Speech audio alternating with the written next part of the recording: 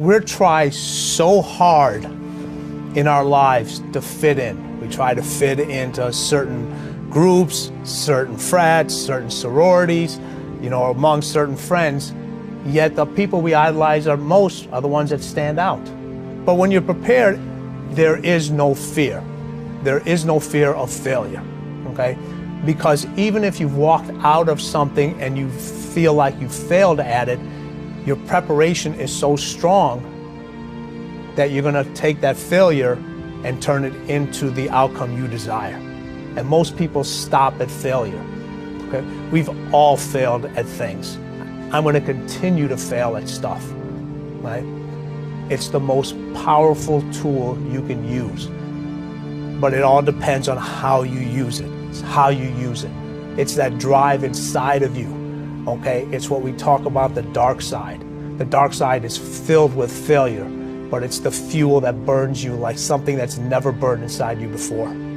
If you're getting rewarded just for showing up, imagine what that's gonna do to you later in life. Now, when you do something extraordinary, it doesn't quite feel the same. The truth is very concise. The words are very few. But people don't want to hear the truth, because the truth hurts, okay? But you grow from pain. You really do. You can't know how to deal with success. You can't know how to deal with failures. You can't know how to deal with the bumps in the road that if you haven't had a taste of everything, okay?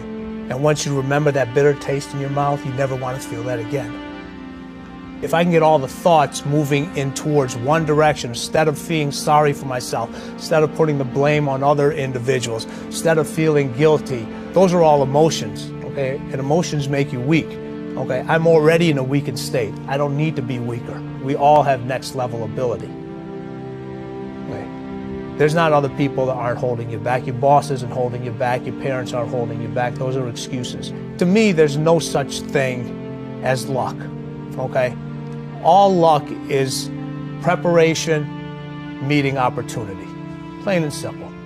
You have to be ready, prepared for that situation. Everybody runs from pressure, okay? It's easy to blame somebody else, to play armchair quarterback, to say, oh yeah, if they would have ran this play, this would have happened. Pressure is a privilege. If you're an employee of this company and the boss puts you into a pressure situation, that's a privilege. He believes in you. You better deliver. Because if you don't, that situation goes to somebody else, and you may never get that opportunity again. You got to attack a situation, and only to get successful at anything, all right? Either you're being attacked or you're attacking. I'd rather be the person that's attacking, okay? Because there's never going to be a standoff, all right? Either somebody's going to be taking a step forward or someone's going to be taking a step backwards, all right? So our whole situation from a physical and mental standpoint is attack whatever you're doing. Attack that situation. Have that attacking mentality. And that's the difference between those individuals that like really make it and the other ones that just make it. Everything matters. If you take any situation and just take the word only and take the word just out of it, it changes the whole phrase. It's just a game. It's a game. It's only a job.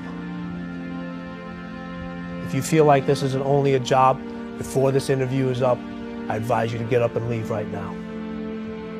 Because there's somebody else who'll fill this seat up and take that job and turn it into a career.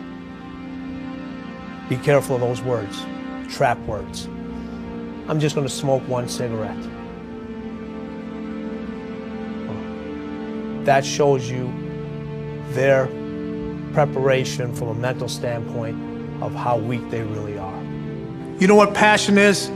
Passion is an emotion. It's an emotion without an action. Passion will get you nowhere. Inner drive will get you nowhere unless you act on it. You have to act on your passion. You have to act on your inner drive. Don't let those feelings stay inside of you. You got to know what to do with them. You got to know how to make them work in order to get what you want. Don't keep it inside. This isn't about playing basketball like Michael Jordan, Kobe Bryant, Dwayne Wade.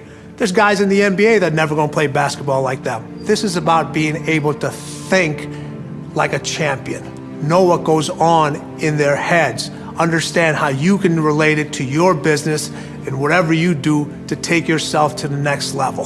Remember, the mind controls the body. The body does not control the mind. What makes these guys special and successful in everything they do is not their physical gifts, it's their mental toughness.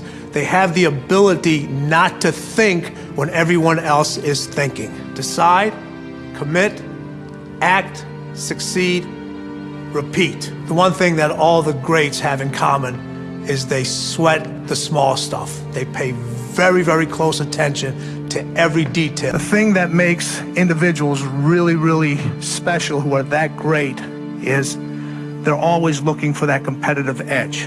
So it's interesting to see how a champion in sports, how it relates to a champion in business. It's the same mindset. It's about winning the battles, continuing to improve, learning new ways to stay ahead of the game. Clarity is what gives you the idea of success, being able to close those deals. When you can see and you can think and you can react with a clear mind and you take your emotions out of it, you're in that zone. Getting the deal is just a byproduct. And the minute you get the deal, you're already thinking about what's next. Knowing that you're the best at what you do and you've done all your homework to get to that point. Relentless is about trusting your instincts, but the only way you can trust your instincts is if you've done your homework and your skill is so finely tuned at whatever you do. Well, you have to keep yourself focused on whatever your ultimate goal is. There's stumbling blocks all the way. People get laid off, you have a bad game, you get traded from a team that you don't want to be with. But if your goal and your focus remains the same, that, hey, this is going to happen, and I know I have the skills and I have the knowledge and I have the instincts to dig myself out of this hole, you will dig yourself out of the hole. You have to control the situation. Don't let the situation control you. Well, the dark side is something that's in everybody, but it's a situation that you have to control the dark side. If it controls you, that's when things start to go real bad. That's when you have a tendency to go to what I call the other side. But if you harness the fuel that's from that dark side, whether it's anger, whether it's fear, and turn that into positive fuel, it'll help you really succeed at whatever you're trying to do. There's so many individuals out there that are so talented in different things that never accomplish anything. Okay, the world is filled with talented people. You know a lot of them yourselves, right? And they never accomplish anything. With talent has to come preparation, has to come action, has to come development of being able to take those talents, take those skills, continue to develop them, continue to sharpen them physically, continue to sharpen them mentally, because at some point your physical talent is going to diminish as a professional athlete. That's just a fact, okay? But what keeps that competitive edge, what keeps you on top, is the ability to think and prepare mentally over and over and over again. The body has limitations. The mind does not. We focus so much on what goes on from the neck down that we forget it all starts from here. Everything starts from here. If you're not mentally ready, you're never really physically prepared. And that's where the preparation starts. I firmly believe that everybody in this room, everybody on this planet, has a gift. It's your job to figure out what that gift is. Then it becomes your job to decide whether you're going to act on that or not. Everyone sees the work that you put in, but it's what you don't see is going to determine how far you're going to get.